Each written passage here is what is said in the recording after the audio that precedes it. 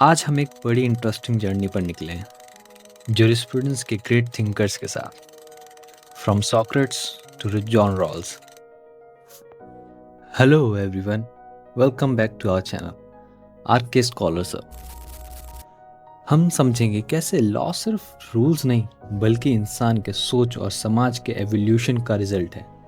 ये series specially useful है for UGC net law, judiciary aspirants और वो सब जो लॉ की फिलॉसफी को एज अ स्टोरी समझना चाहते हैं। तो शुरू करते हैं। सबसे पहले मिलते हैं सॉक्रेट से, जिनका जन्म 469 BCE में हुआ।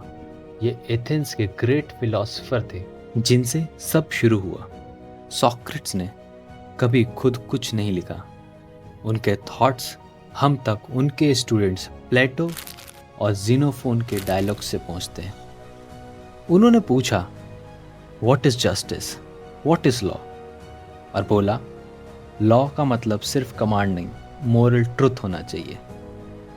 यानी लॉ तभी वैल्यूबल है जब वो एथिकल हो। अब आते हैं प्लेटो पर, जिनका जन्म 427 BCE में हुआ। उनकी फेमस बुक द रिपब्लिक आपने ज़रूर सुनी होगी।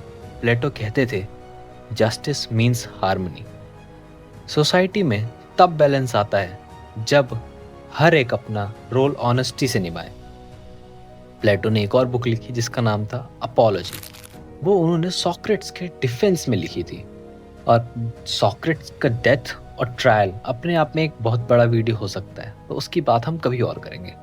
अब बात करते हैं एरिस्टोटल की, जिनका जन्म 384 BCE में हुआ। वो प्लेटो के स्टूडेंट थे, लेकिन उन्होंने सिर्फ रीजन पर बेस्ड अप्रोच दी। He said law is reason free from passion.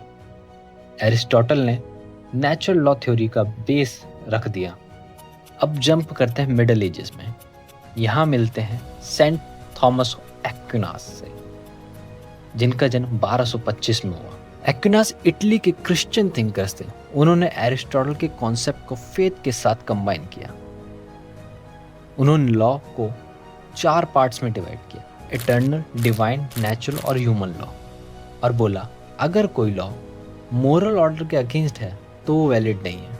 इनका फेमस वर्क रहा है सुमा थियोलॉजिका। नेक्स्ट जूरिस आते ह्यूगो ग्रोशियस, जो नेदरलैंड से थे। इनको father of modern international law भी कहा जाता है। इन्होंने रिलीजन से अलग होके बोला लॉ अपनी प्लेस मेंटेन करता है इवन विदाउट गॉड। यानी लॉ का बेस है ह्यूमन रीजन और नेचर। ग्रोशियस की famous book law of war and peace. तो ये था हमारा एंशिएंट और अर्ली मॉडर्न फेज। अब आगे बढ़ते हैं एनलाइटमेंट थिंकर के दुनिया में। सबसे पहले मिलते हैं थॉमस हॉब्स से, जिनका जन्म 1588 में हुआ। इनकी फेमस बुक लेवियाथन, जो कि 1651 में पब्लिश हुई। हॉब्स ने कहा ह्यूमंस सेल्फिश होते हैं और अगर लॉ नहीं हो तो लाइफ नेस्टी, ब्रूटिश और शॉर्ट बन जाएगी। इसलिए एक सोवरेन पावर जरूरी है जो ऑर्डर मेंटेन करे। ये थ्योरी कहलाती है सोशल कॉन्ट्रैक्ट फॉर सिक्योरिटी। अब आते हैं जॉन लॉक, जिनका जन्म 1632 में हुआ। इनकी famous book two treatises of government. उन्होंने बोला मैन रैशनल है, गवर्नमेंट का रोल है प्रोजेक्ट करना 3 basic rights, life, liberty, property. अगर गवर्नमेंट फेल करे तो पीपल को रिवोल्ट करना चाहिए। नेक्स्ट आते हैं मॉन्टेस्क्यू। इनका जन्म 1689 में हुआ। इनकी फेमस बुक थी द स्पिरिट ऑफ लॉज। इन्होंने बोला गवर्नमेंट के पावर को डिवाइड कर दो लेजिस्लेचर, एग्जीक्यूटिव और जुडिशरी में, ताकि टायरनी ना हो। अब मॉडर्न कॉन्स्टिट्यूशन में जो सेपरेशन ऑफ पावर का कॉन्सेप्ट आता है वो यहीं से आता है। अब बात करते हैं डेविड ह्यूम की, जिनका जन्म 1711 में हुआ। इनकी ट्रीटीज ऑफ ह्यूमन नेचर ने एक नई सोच दी। लॉ रीजन से नहीं, एक्सपीरियंस और कस्टम से ग्रो होता है। यानी लॉ सोशल प्रैक्टिस का रिफ्लेक्शन है। अगला नाम है जीन जाक रूसो, जिनका जन्म 1712 में हुआ। इनकी फेमस बुक थी द सोशल कॉन्ट्रैक्ट। रूसो की लाइन ज़्यादा सबको याद होती है। इनका फेमस कोट था man is born free but everywhere he is in chain. उन्होंने बोला लॉ तभी वैलिड है जब वो जनरल विल से डेराइव, पीपल की कंसेंट से बना हो। डेमोक्रेसी का बेस यही आइडिया है। फाइनली एनलाइटमेंट क्लोज करते हैं इमैनुअल कांत से, जिनका जन्म 1724 में हुआ। इनकी बुक थी critique of pure reason and metaphysics of morals.